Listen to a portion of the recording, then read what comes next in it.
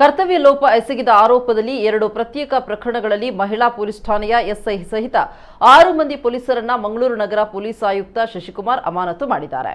ಫೋಕ್ಸೋ ಪ್ರಕರಣಕ್ಕೆ ಸಂಬಂಧಪಟ್ಟಂತೆ ದೂರು ದಾಖಲಿಸಲು ನಿರ್ಲಕ್ಷ್ಯ ವಹಿಸಿದ ಆರೋಪದ ಹಿನ್ನೆಲೆ ಎಸ್ಐ ರೋಸಮ್ಮ ಅವರನ್ನ ಅಮಾನತು ಮಾಡಲಾಗಿದೆ. ಕಮಿಷನರೇಟ್ ವ್ಯಾಪ್ತಿಯ ಕಂಕನಡಿ ಪೊಲೀಸ್ ಠಾಣೆಯ ಸಿಬ್ಬಂದಿ ಅಪ್ರಾಪ್ತ ಬಾಲಕಿ ಜೊತೆ ಮೊಬೈಲ್ನಲ್ಲಿ ಅಶ್ಲೀಲ ಸಂದೇಶ ಕಳುಹಿಸಿದ ಪ್ರಕರಣದಲ್ಲಿ ಫೋಕ್ಸೋ ಪ್ರಕರಣ ದಾಖಲಾಗಿತ್ತು. ತನಿಖಾಧಿಕಾರಿಯಾಗಿದ್ದ ಎಸ್ಐ ರೋಸಮ್ಮ ಈ ಪ್ರಕರಣವನ್ನು ಗಂಭೀರವಾಗಿ ಪರಿಗಣಿಸದೆ ನಿರ್ಲಕ್ಷಿಸಿದ ಹಿನ್ನೆಲೆಯಲ್ಲಿ ಈ ಕ್ರಮ ಜರುಗಿಸಲಾಗಿದೆ ಅಂತ ಕಮಿಷನರ್ ಎನ್ ಶಶಿಕುಮಾರ್ ಹೇಳಿದ್ದಾರೆ. ಮತ್ತೊಂದು ಪ್ರಕರಣದಲ್ಲಿ ಮಹಿಳಾ ಠಾಣೆಯಲ್ಲಿ ಊಟದ ಜೊತೆ ಮದ್ಯಪಾನ ಸೇವನೆ ಪಾರ್ಟಿ ಮಾಡಿದ್ರು. ಈ ಪ್ರಕರಣದಲ್ಲಿ 5 ಸಿಬ್ಬಂದಿಯನ್ನ ಅಮಾನತು ಮಾಡಲಾಗಿದೆ ಅಂತ ಹೇಳಿದ್ದಾರೆ. ಒಂದು ಯುವತಿಗೆ ಅಪ್ರಾಪ್ತ ಬಾಲಕಿಗೆ ಮೊಬೈಲ್ ಮುಖಾಂತರ ಅನುಚಿತವಾಗಿ ನಡ್ಕೊಂಡಿದ್ದಾನೆ ಅಂತ ಒಂದು ಪೋಕ್ಸೋ ಪ್ರಕರಣ ದಾಖಲಾಗಿರುತ್ತೆ.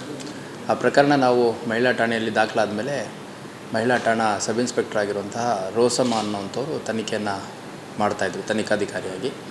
ಈ ಆರೋಪಿತ ಪೊಲೀಸ್ ಅಧಿಕಾರಿ ಏನಿದ್ದಾನೆ ಅವನ ಮೇಲೆ ನಾವು ಪ್ಯಾರಲಲಿ ಸಸ್ಪೆಂಡ್ ಮಾಡಿ ಡಿಪಾರ್ಟ್ಮೆಂಟಲ್ ಎನ್ಕ್ವೈರಿ ಕೂಡ ಸ್ಟಾರ್ಟ್ ಮಾಡಿದ್ವಿ. ಆ ಡಿಪಾರ್ಟ್ಮೆಂಟಲ್ ಎನ್ಕ್ವೈರಿ ಮಾಡುವಂಥ ಸಂದರ್ಭದಲ್ಲಿ ಕೇಸ್ ಫೈಲ್ ಪರಿಶೀಲನೆ ಮಾಡಿದಂತಹ ACP ಸೌತ್ ಆಗಿದ್ದಂತಹ ರಂಜಿತ್ ಅವರು ಈ ಪ್ರಕರಣದ ತನಿಖೆಯಲ್ಲಿ ಸಾಕಷ್ಟು ಲೋಪದೋಷಗಳಿದ್ದಾವೆ ಅನ್ನೋಂಥದ್ದನ್ನು ನಮಗೆ ಒಂದು ವರದಿ ಮುಖಾಂತರ ನೀಡಿದರು.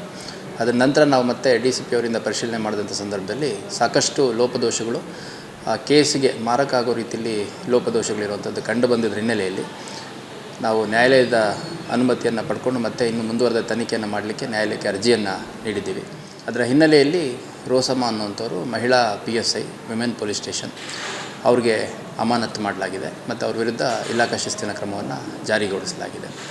ಅದರ ಜೊತೆಗೆ ಮಹಿಳಾ ಪೊಲೀಸ್ ಠಾಣೆಯಲ್ಲಿ ಕೆಲವು ತಿಂಗಳ ಹಿಂದೆ ಊಟ ಮಾಡೋ ನೆಪದಲ್ಲಿ ಅಲ್ಲಿ ಊಟ ಮಾಡಿ ಅದರ ಜೊತೆಗೆ ಮದ್ಯಪಾನ ಸೇವನೆ ಮಾಡಿರುವಂಥದ್ದು ಕೂಡ ನಮಗೆ ಗಮನಕ್ಕೆ ಬಂತು.